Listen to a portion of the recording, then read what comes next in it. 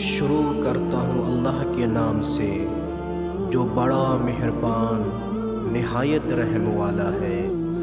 السلام علیکم ناظرین، امام حسن علیہ السلام کا بچپن اور ایک مشکل سوال کا جواب۔ یہ مسلمات سے ہے کہ حضرت ائمہ معصومین علیہ السلام کو علم لدنی ہوا کرتا تھا۔ وہ دنیا میں تحصیل علم کے محتاج نہیں ہوا کرتے تھے۔ یہی وجہ ہے کہ وہ بچپن میں ہی ایسے مسائل علمیہ سے واقف ہوتے تھے جن سے دنیا کے عام علماء اپنی زندگی کے آخری عمر تک بے بہرہ رہتے تھے۔ امام حسن علیہ السلام جو خانوادہ رسالت کی ایک فرد اکمل اور سلسلہ عصمت کی ایک مستحکم کڑی تھے کہ بچپن کے حالات و واقعات دیکھے جائیں تو میرے دعویٰ کا ثبوت مل جائے گا۔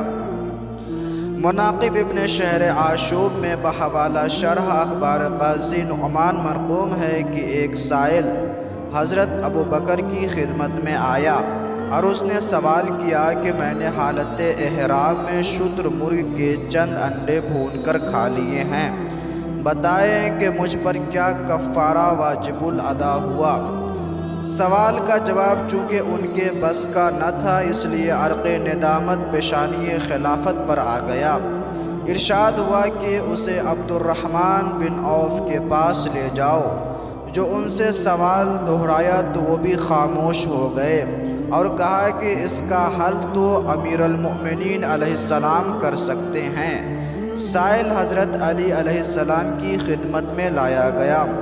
آپ نے سائل سے فرمایا کہ میرے دو چھوٹے بچے جو سامنے نظر آ رہے ہیں ان سے دریافت کر لے۔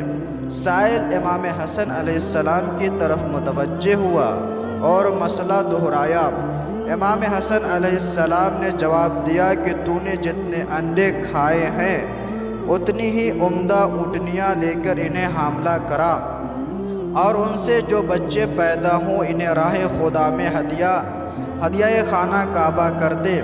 امیر المؤمنین علیہ السلام نے ہنس کر فرمایا کہ بیٹا جواب تو بالکل صحیح ہے، لیکن یہ تو بتاؤ کہ کیا ایسا نہیں ہے کہ کچھ حمل ضائع ہو جاتے ہیں اور کچھ بچے مر جاتے ہیں؟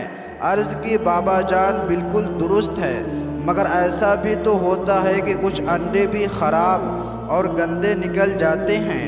یہ سن کر سائل پکار اٹھا کہ ایک مرتبہ اپنے عہد میں سلیمان ابن داؤد نے بھی یہی جواب دیا تھا، جیسا کہ میں نے اپنی کتابوں میں دیکھا ہے۔